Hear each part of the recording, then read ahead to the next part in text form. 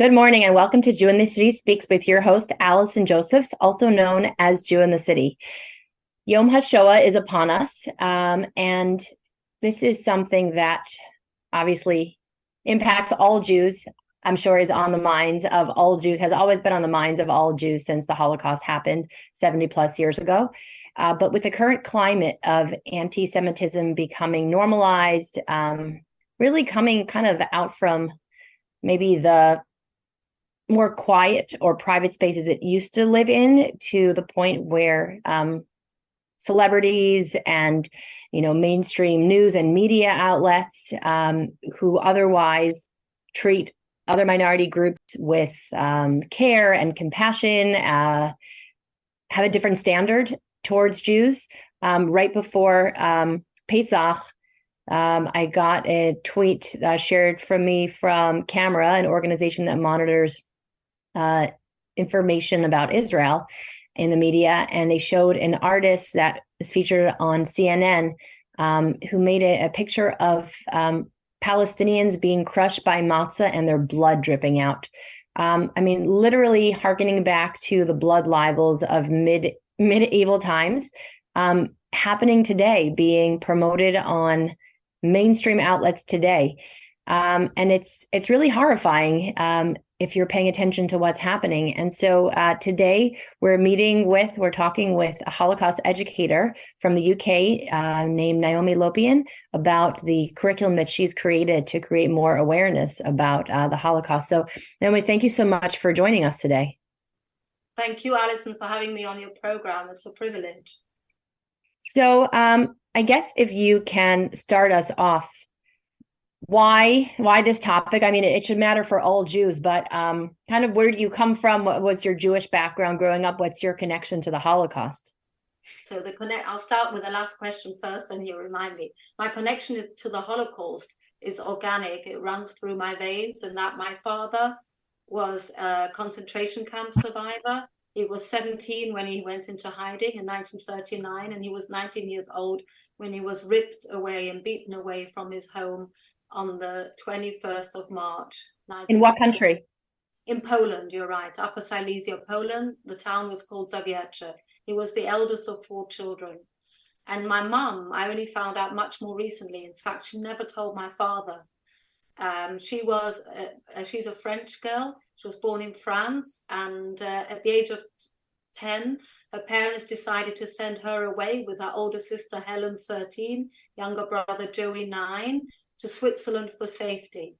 But on the way, on the journey, where they were joined by more children, and each time in a different town, a different group leader, they were arrested by the Gestapo with sniffer dogs and machine guns. And my mum was sent to prison with her sister and brother. And every day they were questioned at gunpoint by the Gestapo. And they were there a few months. And there is a story of 2 heroes. One is Marianne Kohn, a young secular Jewess, 22 years old, who looked after the children in prison and reassured them, a very special girl, because she had chance to escape the prison, but she refused to leave her charges. And also the Gentile Jean de Faux, who was the Lord Mayor of the town, and he ultimately took the children from the prison to Switzerland. The prison was very close to the Swiss border, and he made a deal with the Gestapo. Sorry.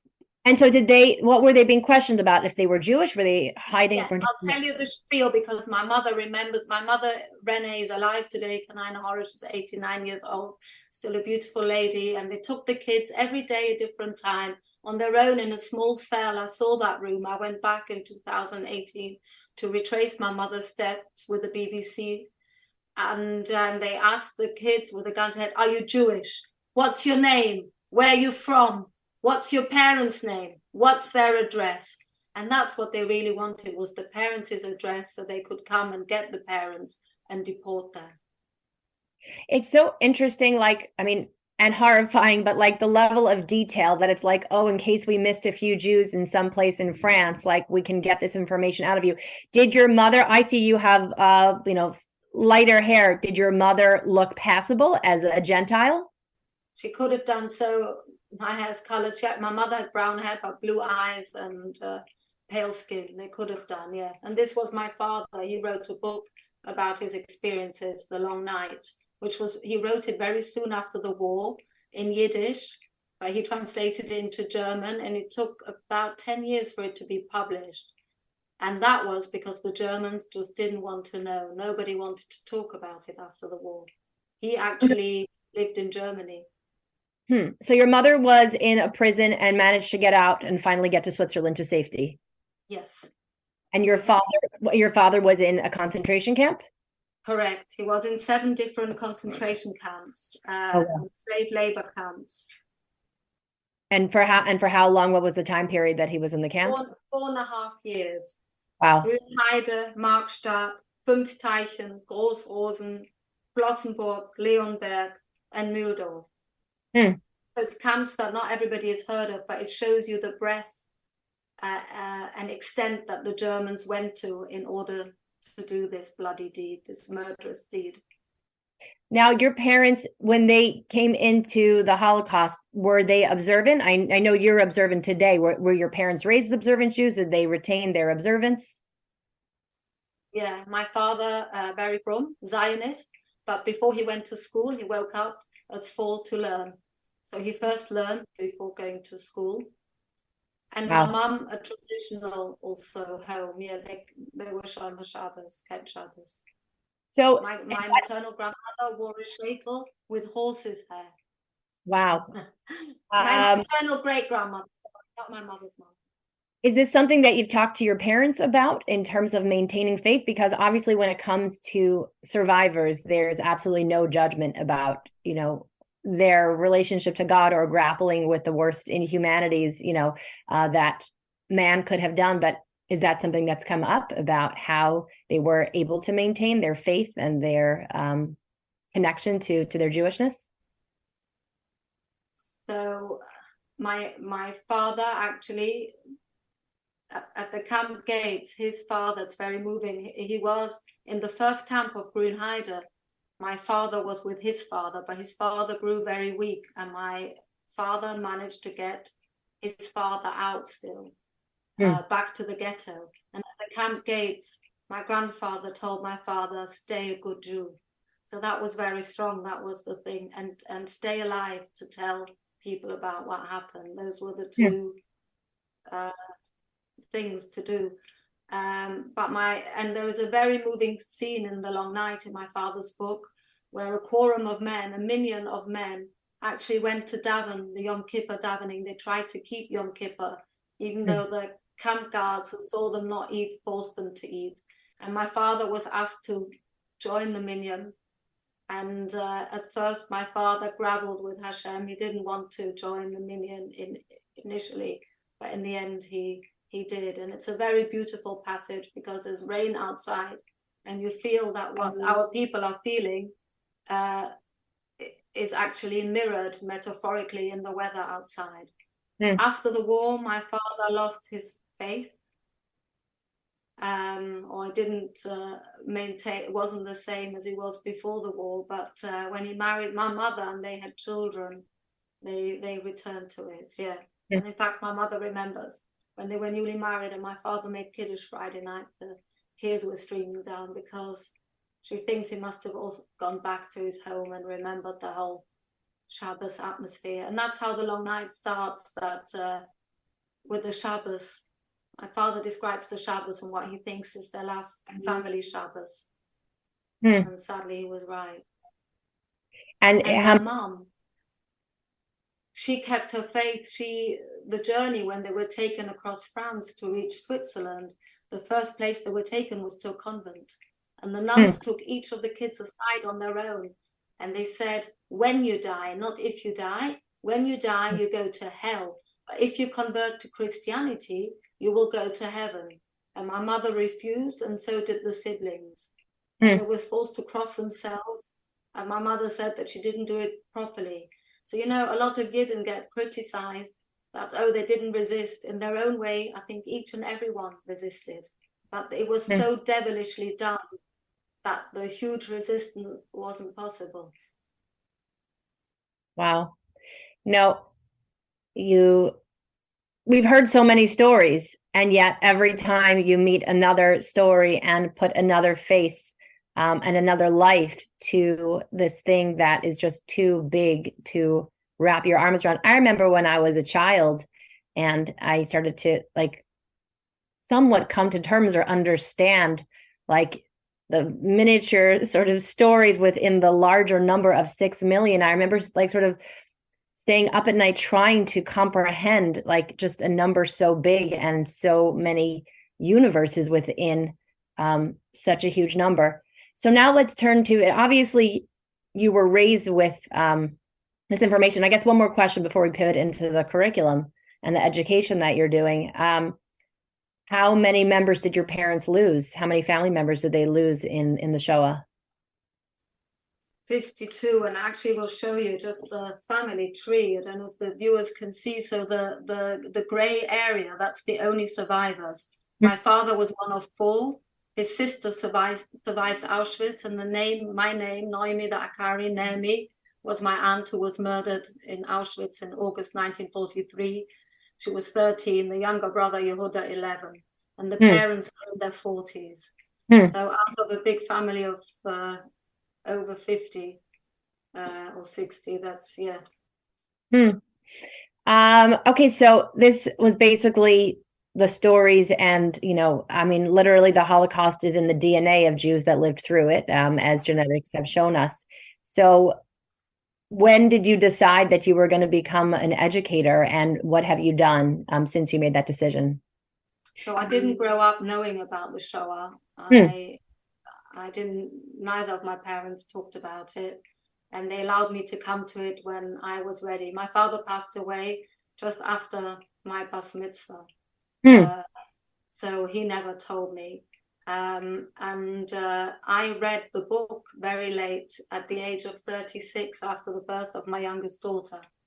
And when I closed the book, my first reaction, and I only am now able to share this with people, was, I wish I'd never known. I'm ashamed of it. I wish I'd never known what bestiality man is able to do to fellow man. And then I thought, how can I close it? If I close it again, I feel like I'm suffocating those souls that are in it. I have to give them a voice. And that was the very reason that my father wrote the book again. It was difficult for him. He had nightmares reliving it. And so then slowly I embarked on the journey of wanting to translate. It took me 3 years. I did it not during school holidays. And after translating it, then we launched it in the House of Lords, that's in the British Parliament, with politicians there. And we had Sajid Javid speak. And after that, it sort of became my life. I didn't train to be a Holocaust educator. I trained to be a GP, a general practitioner. And it became my life. I say my passion, and my family say my obsession.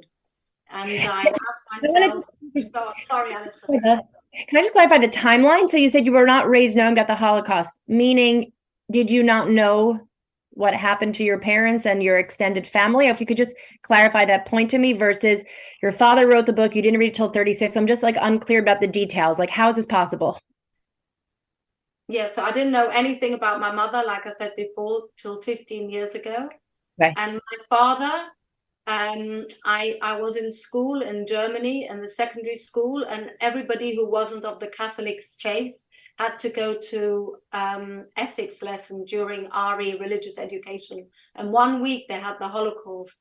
And I always say in my talks, all I remember, and it's not because it was a long time ago, it was almost immediate, is 3 pictures. And that's a crater of bones, a crater of hair, and a crater of glasses.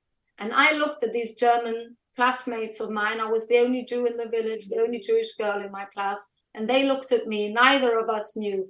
And I went home to my mother that day. And I asked her, is it really true, hoping that it was. And then she said it was.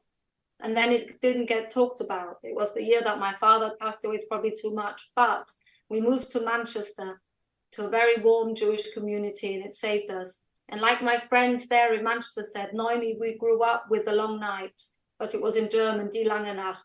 My mother had a chimney, and on either side were bookshelves, and they had a lot of ornaments and pictures on it, but one shelf only had die lange Nacht on it.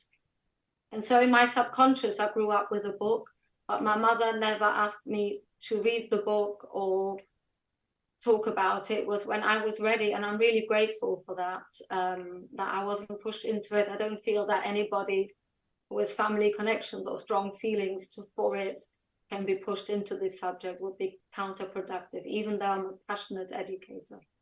Okay, so at 13, the school introduces the Holocaust to you. Your mother confirms that it's true. She doesn't tell you about her side at all, or about your father? Okay. So when do you find out that this book on the shelf is your father's story? I always knew it was my father's story. Sorry, and when we were kids, because my father was an elderly father, we used to say, tell us about our grandparents, tell us about your life as a youngster in Poland, tell us, like, you want to know about your roots, we're curious, and to imagine my father as a young man. And he would oblige us with funny stories, nice stories, and then he'd say the rest is in the long night. And it was just ominous. But without reading it, without knowing what happened in the Shoah, I couldn't have imagined it. Even in my wildest dreams, I couldn't have imagined this sort of thing. Okay, so you knew that his story is there. There's something ominous there. And do you even remember an age where you connected the long night is the Holocaust, or that's a hard thing to sort of know the exact timeline of when That was a lot older. I didn't know it was the Holocaust. And it in the 70s, 80s, it just didn't, it wasn't spoken about. We didn't speak about it. Okay, so fine. So I'm trying to understand. I mean, and I've heard stories about, the Holocaust being suppressed in family stories because it's so hard to talk about, but it's fascinating to hear that you kind of know. I mean, Tom Stobhart's Leopoldstadt, this play that just came out, he did not know that all 4 of his grandparents perished in the Holocaust until, a cousin told him in his 50s. So I mean, this seems to be a common occurrence. So when you say that the long night came to the House of Lords, what do you mean by that? Can you explain that more in detail? And where else is this book going? How are you getting it out there to more youngsters? Okay, so the British Parliament is divided into the House of Commons, which are politicians that the British society votes for them at the elections. They're members of Parliament and the Prime Minister. And the House of Lords get their lordship through inheritance. But also these days, the prime ministers, upon their resignations or during their reign, make certain people who've done good deeds, give them a peerage. And that's called becoming a lord or a lady. So it was prestigious to have it there. It wasn't just the prestige I was after. I felt it was important that a book like this, with the story of the Shoah, should be at the heart of a democracy. Because Hitler took away the democracy, and a democracy protects every citizen of any race, creed, or religion. And we were humans. The Nazis tried to take that away from us, but we were humans like any other, and that's one of the messages I get out to youngsters. My message is that we belong to one race, and that's the human race. That I feel we are all prejudiced wherever we come from, and it's a natural biological safety device, but we have to overcome it. And yes, we cannot like, and yes, if you must hate, so be it, but don't hurt with words or indeed with actions. And when you say that it was brought to the House of Lords, do you mean that people read it, or it became officially recommended? I'm also still not understanding what does it mean when it's brought to the House of Lords. Oh, it's just a very prestigious place. It's in the Big Ben. It's in the Houses of Parliament. Okay. They're featuring the book. They're featuring the physical book there as something. Featuring the physical book. It was the book launch. Sorry, Allison. Yeah, it was the actual book launch. So the book came out in 2016, and it was printed in 16, and we launched it officially in 17. It was like a little simcha for the book, but with the politicians, because I felt. In Nazi Germany, it was the politicians that managed to change everything, the judiciary. So it's important to have the support of the great and the good. And of course, the young have to be educated too. And what are you doing in terms of, educating the youth? I mean, there's been studies done where a surprisingly low number of younger people know that the Holocaust occurred or know any details about it. So what are you doing to get the word out to the younger generations? So I've teamed up in 2018 with a grandson of a Nazi. He didn't actually know his grandfather, but his grandfather was a high-ranking Nazi. He was in charge of slave labor in camps such as Auschwitz, Bergen-Belsen, Sachsenhausen. And he speaks together with me. And it's very powerful when he shows a picture where his grandparents celebrate New Year 1939. And he says from his mouth, 6 weeks earlier, Noemie's family and other people experienced Kristallnacht, the night of the broken glass, where shuls were destroyed. People were then already murdered and beaten up.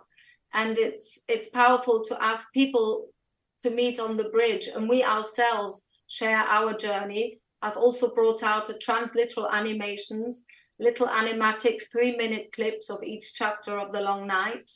I want to do similar with my mum's story. And I'm also in the process taking a long time to do a game for gamers called a narrative game. I'm doing that because they can do things with their hands. So always trying to think exactly how to engage with the youth of today and to use their platforms. And for these animated shorts, are they on social media? How can people view them? Yes, I'm going to send you the link. They are on social media. Awesome. Let's talk about about the last thing I'm doing. Sorry, just to say, is the biggest thing is we were trying to bring out an actual film, Disney type animatics of The Long Night. That's a long 45 minutes, and we've got the trailer for that. But we're trying to get people involved to actually make the film of it. And the dream would be one of the streamers to take that on. Because again, the reason that it's Disney is to show that we are a race like any other, and it's easily recognizable, and it's in bright colors because it happened in bright colors in front of everybody. And it's important to show that it wasn't a hidden thing and that it can happen to anybody, because it never ends with the Jews. It starts there, but they went for others, for disabled, and it's like that with most dictators. They never stop there. They get more delusions of grandeur and they want more and more. And it's to create that bridge of empathy. What about the climate today? As a person that studied, I mean, I've learned about the Holocaust for most of my life. And I thought I knew the climate of how things started, and I'm learning even more these days. And the parallels between then and now seem extremely frightening to me. What are your thoughts about our current state of affairs in the world and where the world was before the Holocaust started? I feel actually like you, that things have changed in the USA. I read about it, and in the UK we felt it.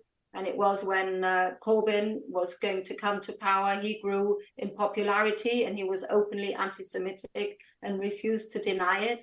And I felt that's taken the lid off, and it gives people permission to speak anti-Semitically at dinner parties and offices.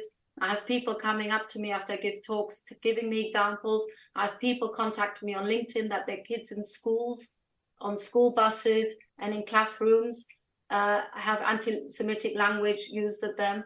And interestingly enough, I've tried to organize talks in these schools, and the heads are stalling, saying they can't find a room big enough for the kids. They can't find a timetable. I said, I can help. I can come back more times. I can do it in any venue they want. And they answer me, it's not so simple.